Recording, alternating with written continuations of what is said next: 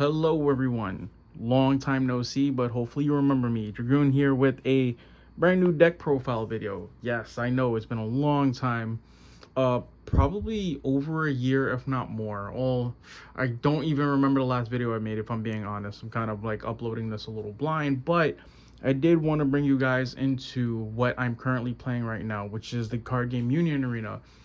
If you are unfamiliar with the game, or maybe you've looked at the game from a distance, it's a anime clash game, collectible card game, where you have sets of animes that come with three different colors that are able to build six or more decks. It's very, very fun.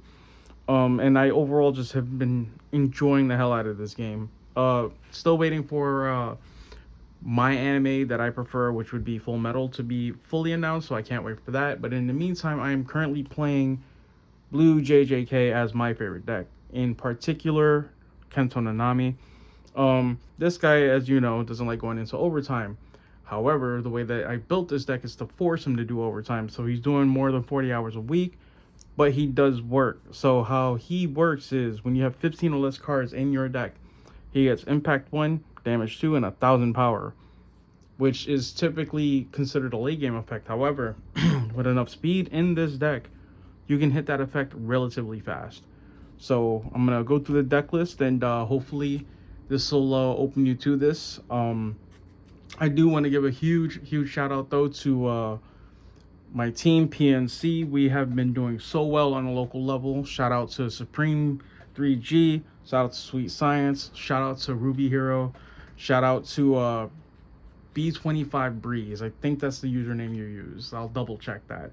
But yeah, man, you guys have been great. You know, they've made this a lot easier. And thankfully, now that I have a constructed team, they will also be on this channel. We're going to probably do some games. We're probably going to do deck profiles for ones that aren't me. And hopefully that helps keep this channel fresh and you'll never get tired of my voice.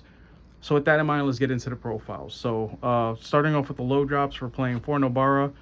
You want to hit that 15 mark, she'll help you do it. You can recycle her with the other Nobara, ironically. So yeah, she's great. Trigger effective, draw a card. Then we're playing 4 UGs, 4 Kentos. You have big raid targets that go through them, and this deck plays a lot of raids. I think I play 10 total. So these are great starter cards. They get added to your hand on trigger as well, so you'll always have something coming from life, which is very important. For my 1-drops, I'm playing 2 Nobaras. I've cycled in between playing 2 of these, 3 of these, none of these. Replaced it with Gojos. Overall, I feel like she sticks very well in the deck. Even if you just bounce back a Kento or Yuji, or you get the bonus of bouncing herself back the smaller Nobara, it just helps you get to your 4 energy threshold faster, which is important because you want to try and start raiding as soon as possible to apply as much pressure as possible. 2 drops, I played 3 Makis. So I've gone between 2 and 4 of these. I feel like 3 is a sweet spot because you see it enough, but you're not being clogged with it. So essentially you play her, you look at the top 2 cards of your deck, you trash 1, you add 1. She also has the effect of if you have a tool or 4 event cards in your discard pile, she gets 15k on your opponent's turn. So she's overall a good utility card, good early game card. You can pretty much just play her early in the front line and just start swinging for cheap life swings early, and she helps you sift through the deck with just these 3 Makis. She's 6 cards out of the deck, which helps you get to your Kento win con. I know ideally you'd probably ask, why aren't you playing 4? But the reason why I don't play 4 is I try to minimize how many cards don't have triggers, because triggers in this game can swing momentum. They can alter win paths and game states for your opponent as well. So I try to keep it so that way I have as many triggers as possible while also building constructed and consistent core to the deck itself. Going into the 3 drops, it's 3 UGs. I don't play Sukuna's Finger in this deck, so his effect is irrelevant, but he is a 2 energy gainer for 3 energy, which is amazing, and his active effect can stop your opponent from winning games or just stop them from swinging too much at life. So and of course he's a UG, which means I can raid over him. The other 3 drop I play is 4 Kentos. He can fight raid units, so if your opponent is trying to like chip you out early with like you know, some early raid power, like maybe they Toshiro'd early or whatever, like on swing he can send the top card of your deck to the trash and minus it 1,000, so it'll be 3,000, so they have to give you the life or lose the raid. A lot of times they'll give you the life, so that's not really a thing. Plus him milling the top card of your deck helps you get into the 15 card deck remaining for Nanami. Going into the 4 slots, we play 4 of the color Nanami. Now, I hate the color cards for blue JJK. I absolutely do. I feel like they're too expensive. He's great for what he does, which is the draw 3 effect. But for you to use him, it's 2 action points, and you have to have at least 7 cards of the discard pile to remove for you to draw the 3 cards. So with that in mind, it becomes a little off-putting, right? Like if he was an action point 1, but then you could pay the action point on play to do that, at least he would have the option of not costing so much, but still being a Nanami. Regardless, he does have his uses. He does get impact 1 with 15 cards less in the deck, so you can definitely play him in the back. And then when he goes into active, you can move him up, and then he'll be ready to swing. As of the recording of this video, I've never rated over him, but it's a possibility too if you need to swing off for some more damage. And then we're playing 4 raid Kento Nanamis. Now, when I saw blue JJK, I know everybody kind of flocked towards Sukuna because, you know, the Sukuna raids are so good. You know, draw 2 cards or you search for Sukuna's finger. But I genuinely like Kento Nanami as a character in the anime, so that's why I chose to focus on him. That's why these are like foiled out.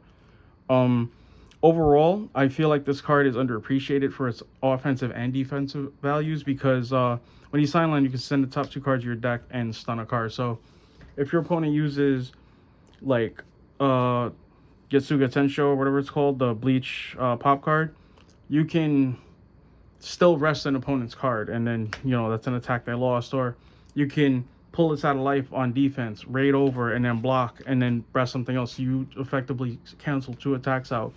And then, of course, you know, as I explained earlier in the video, damage to impact 1 plus 1,000 power on swing is so strong. Like, he's such a good card.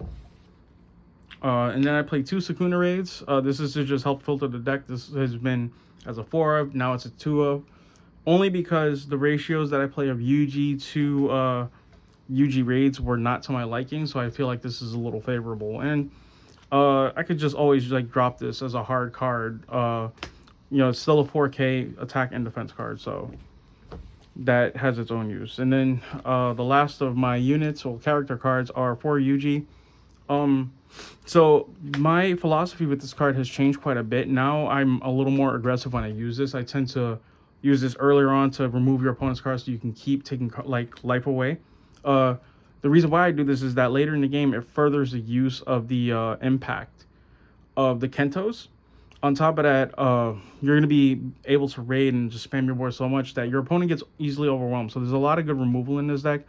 The Kento color effect lets you bounce back smaller cards that are 35 and less, and he bounces whatever. So, and this could be used at a raid as well, so you can still strip your opponent of board presence and attack. So there's a lot of functionality that comes from this card. So, you know, I know typically you would want to hold these for like special like situations where you're just trying to push for game, but using this as a defense always leads to a great offense. Getting into the event cards, 4 domain expansions, that's pretty self-explanatory. 4 ratio techniques, I love this card. I know people like Divergent Fist. I feel like this is the better of the special cards that are in blue JJK. Although I'm starting to see it like more now, which is a good thing. Well, not really, because I hate it being used against me, but card games, right?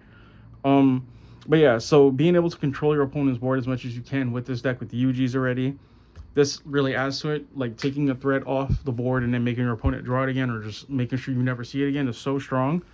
So this is why I chose this as my special card of choice. And then the last card is probably going to be like personal choice, but I actually play 4 Jujutsu High first years. And the reason for that is, number 1, if you're willing to action point 1, action point draw 3 and discard 2 for this deck is phenomenal, right? Not only does it fuel the 4-drop Kento, it has the effect of drawing on trigger, and action point draw 3 is just way more efficient than action point draw 1, right? So initially these were, I believe I was playing a 3rd and a 4th Maki and a 3rd Nobara, but then I'm like, those don't even have trigger effects. At least with this, even if I draw more than 1, it's discard fodder. It just worked better. So that's the deck. Realistically, you should be able to blaze through your deck fast. It's pretty good. In testing with my teammates who have done pretty well in tournaments, this has been a really consistent deck. So I want to thank you for watching this video. I know this was a fast video, but I don't want to keep you here all day because deck profile shouldn't run that long anyway. But thank you for watching. If you're still some of my old subscribers coming back to watch my videos, I really appreciate you guys sticking around. I know it's been a long time, but I'm back. I'm gonna have more content for you guys. I can't promise like a weekly upload because I still have a job and I still have stuff to take care of at home. But with that in mind, I really want to welcome you guys back to this channel. So I hope you guys are having a good start to your 2025. I hope that you continue to grow with the year, and I will see you in my next video. Thanks for watching.